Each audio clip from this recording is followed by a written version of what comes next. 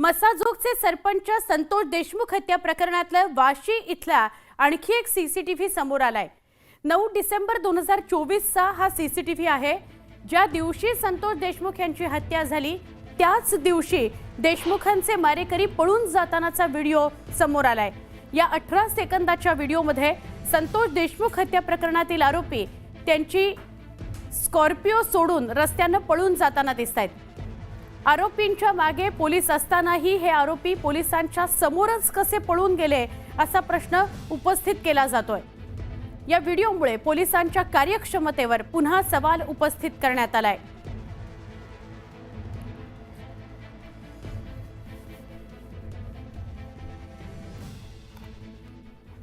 आता आपण बघणार आहोत वेगवान स्वरूपातल्या बातम्या। गोपीनाथ मुंडेंनी भारतीय जनता पार्टी पक्षाच्या जन्मापासून काम केलं आणि तो पक्ष उभा केला असं विधान पंकजा मुंडेंनी केलंय। तसंच मुंडेंवर प्रेम करणाऱ्या लोकांना एकत्र केलं तर वेगळा पक्ष उभा राहील असंही त्या म्हणाल्या। नाशिकच्या जागतिक कृषी प्रदर्शनामध्ये पंकजा मुंडेंनी हजेरी लावली त्यावेळी त्या बोलत होत्या। मंत्री झाले काय नाही झाले काय काही फरक पडत नाही। मी कोणत्याही गुंडाला घाबरत नाही। मी गुंडाला गुंड आणि बंडाला बंड आहे अशी जोरदार फटकेबाजी पंकजा मुंडेंनी केली। पंकजा मुंडेंनी आष्टी मतदारसंघाऐवजी परळीकडे लक्ष द्यावं असा टोला भाजप आमदार सुरेश धस यांनी लगावला। परळीतील राख वाळू या प्रश्नावर पंकजाताईंनी अधिक लक्ष द्यावं असंही सुरेश धस यांनी म्हटलंय। मी कोणत्याही बदल्याचं राजकारण केलेलं नाही। मला बदलाव आणायचा आहे, बदला घ्यायचा नाहीये अशी प्रतिक्रिया खासदार रणजित सिंह नाईक निंबाळकर यांनी दिली। संजीव राजे नाईक निंबाळकरांच्या घरावर झालेल्या आयकराच्या चौकशी संदर्भात त्यांनी भाष्य केलं। नाशिक आणि रायगड जिल्ह्याच्या पालकमंत्री पदावरून शिवसेनेला डावलल्यानंतर मुख्यमंत्री देवेंद्र फडणवीसांनी उपमुख्यमंत्री एकनाथ शिंदे यांना आणखी एक धक्का दिल्याचं बोललं जात आहे। गेल्या आठवड्यात पुनर्गठित केलेल्या राज्य आपत्ती व्यवस्थापन समितीमध्ये शिंदे यांना डावलून उपमुख्यमंत्री अजित पवार यांना या समितीच्या सदस्यपदी नियुक्ती करण्यात आली असं बोललं जात आहे। एकनाथ शिंदे यांच्या सरकारने केलेल्या लोकप्रिय घोषणांना कात्री लावण्याचा विचार फडणवीस सरकार करत आहे। लाडकी बहीण योजनेतून अपात्र महिलांना वगळण्यात आल्यानंतर आता मुख्यमंत्री तीर्थदर्शन, शिवभोजन थाळी, आनंदाचा शिधा, लाडका भाऊ, महिलांकरता गुलाबी रिक्षा अशा योजना काही प्रमाणात गुंडाळण्यात येण्याची शक्यता आहे। आमदार मिलिंद नार्वेकरांसह सुभाष देसाई, अंबादास दानवे यांनी मुख्यमंत्री देवेंद्र फडणवीस यांची भेट घेतली। बाळासाहेबांच्या स्मारकाचा अध्यक्ष न बदलण्याची मागणी ठाकरेंच्या नेत्यांनी केली आहे। शक्तीपीठ महामार्ग कोल्हापूर जिल्ह्यातून जाणार नाही हे आपण आधीच सांगितलं आहे। त्यामुळे आधी जो लेआउट काढला होता तो रद्द झाल्याची अधिसूचना आहे। राजेश क्षीरसागर हे शहरी भागात राहणारे आमदार आहेत। या महामार्गाला शेतकऱ्यांचा विरोधच आहे अशा शब्दात वैद्यकीय शिक्षण मंत्री हसन मुश्रीफ यांनी ठणकावलं। उद्योग मंत्री उदय सामंत आणि उच्च आणि तंत्र शिक्षण मंत्री चंद्रकांत पाटील यांच्यात सांगलीत कोणाच्या तालमीत तयार झाला यावरून मिश्किल टोलेबाजी रंगली।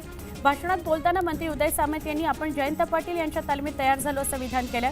त्यावर लगेच मंत्री चंद्रकांत पाटलांनी कुणाच्या तालमीत आहात हे पण सांगा आधी अशी मिश्किल टिप्पणी केली।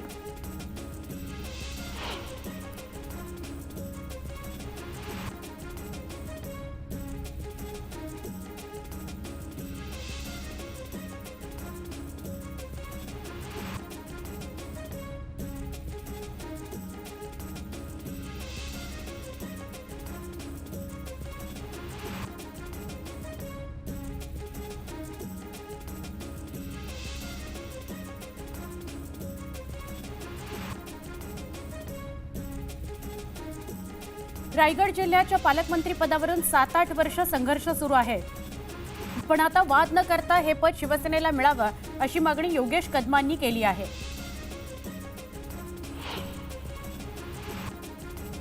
शिर्डीतील पुणतांब्यामध्ये राजस्थानचे राज्यपाल हरिभाऊ बागडे यांच्या हस्ते स्वर्गीय चंद्रकांत बारहाते यांनी लिहिलेल्या अमृत मंथन या पुस्तकाचा प्रकाशन सोहळा पार पडला।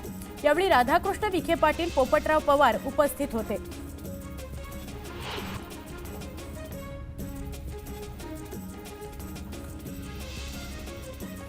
बातमी नाशिकमधून. नाशिकमध्ये कृषी महोत्सवाचं आयोजन करण्यात आलंय. गेल्या 14 वर्षांपासून हा कृषी महोत्सव भरवला जात असून या कृषी महोत्सवाला मंत्री राधाकृष्ण विखे पाटलांनी हजेरी लावली. शेतकऱ्यांच्या जीवनात नवा आत्मविश्वास निर्माण करण्याचं अविरतपणे सुरू असल्याचं प्रतिपादन यावेळी विखे पाटलांनी केलं.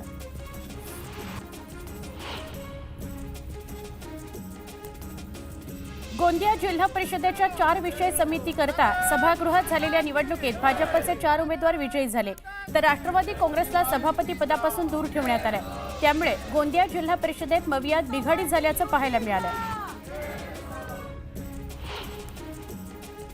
मंत्री भरत गोगावले यांनी संभाजी भिडेंची भेट घेतली. धारातीर्थ यात्रेदरम्यान धारकऱ्यांच्या प्रवासात येणाऱ्या अडचणी त्यांनी जाणून घेतल्या. जळगावात राष्ट्रवादी काँग्रेसचे आमदार अनिल पाटील यांनी पत्रकारांच्या क्रिकेट स्पर्धेत सहभाग घेतला. यावेळी अनिल पाटील यांनी गोलंदाजी आणि फलंदाजी करत उपस्थितांचं लक्ष वेधलं. केंद्रीय मंत्री नितीन गडकरींकडून दिल्लीत पार पडणाऱ्या मराठी साहित्य संमेलनाच्या अभिजात गीताचं लोकार्पण झालं. 21 ते 23 फेब्रुवारी या कालावधीत 98वे अखिल भारतीय मराठी साहित्य संमेलन पार पडणार आहे.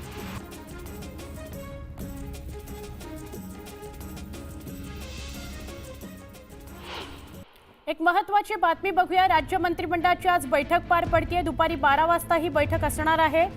या बैठकीत राज्यातील विकास कामांसंदर्भात महत्त्वाचे निर्णय होणार असल्याची माहिती मिळते. या घडीची महत्त्वाची बातमी. राज्य मंत्रिमंडळाची आज बैठक आहे. 12 वाजता ही बैठक होणार आहे आणि या बैठकीमध्ये राज्यातल्या विकास कामांसंदर्भात महत्त्वाचे निर्णय होतील अशी शक्यता वर्तवली जाते आहे.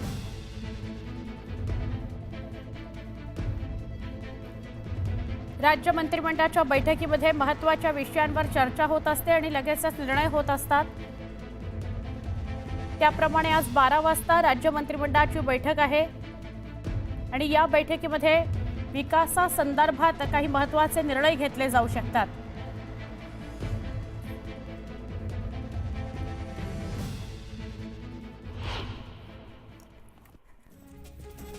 राज्यातील घरगुती वीज ग्राहकांना लवकरच स्वस्त दरानं वीज पुरवठा केला जाणार आहे.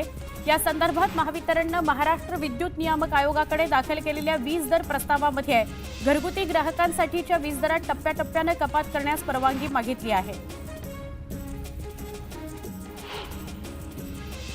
मुंबई गोवा राष्ट्रीय महामार्ग, नागपूर गोवा शक्तीपीठ द्रुतगती महामार्ग आणि मुंबई नागपूर समृद्धी द्रुतगती महामार्ग हे 3 महामार्ग एकमेकांना जोडून महाराष्ट्र ग्रीड एक्सप्रेसवे बनवण्याचं नियोजन शासकीय स्तरावर करण्यात येत आहे.